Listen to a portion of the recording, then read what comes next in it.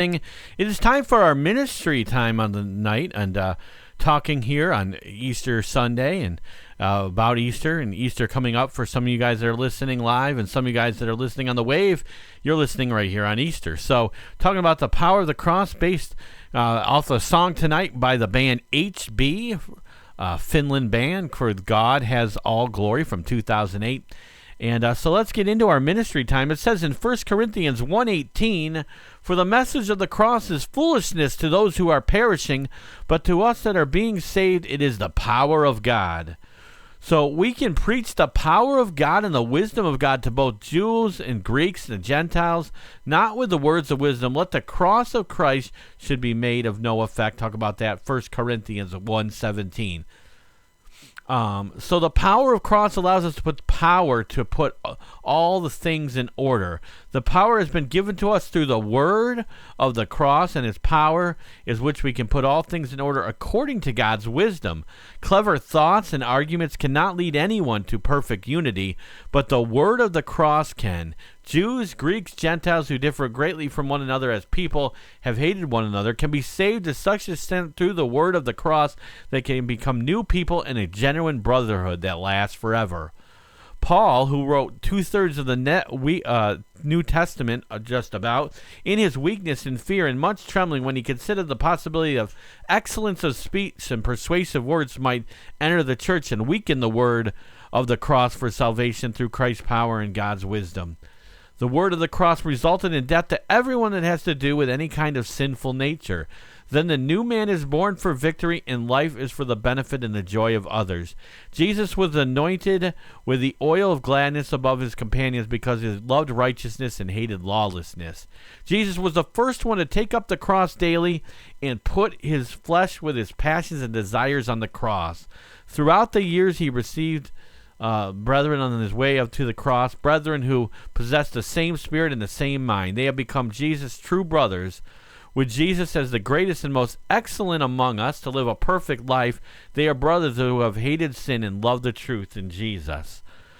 If I love the message of the cross, it says in Philippians 3:10, I will know the power of resurrection and the fellowship of his suffering, being confronted to his death. Romans 6:5 says, For if we have become united together in the likeness of his death, certainly we also shall be in the likeness of his resurrection.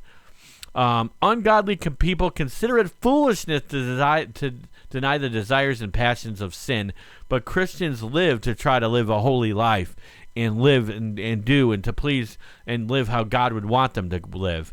As they talk a lot about in Faith Talks with Pastor Jeff and the pastors and the guys that are in on that show, talk a lot about, living for Christ and how important it is. They go, and that we can go all the way through death, believing that in the way of life by the wages of sin is death. The message simply of the cross creates a clear division between good and evil, between the way of life and the way of death. It can unite people of all nations, new and blessed life. Whereas they're neither Greek nor Jew, circumcised nor circumcised, barbarian, slave nor free, but Christ is all in all. Talks about that in Colossians 3, verse 11.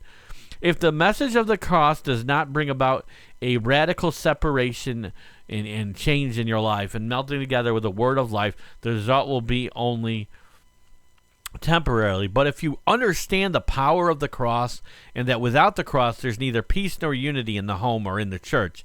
Without the cross and love, it's only a human love that does not measure up to the love that's poured out in the hearts by the Holy Spirit. And so those are awesome things as well. This is how we could mention each single virtue. The flesh is allowed to live in the message of the cross and does not separate the precious from the veil. There'll be no death over the demands of living for ourselves.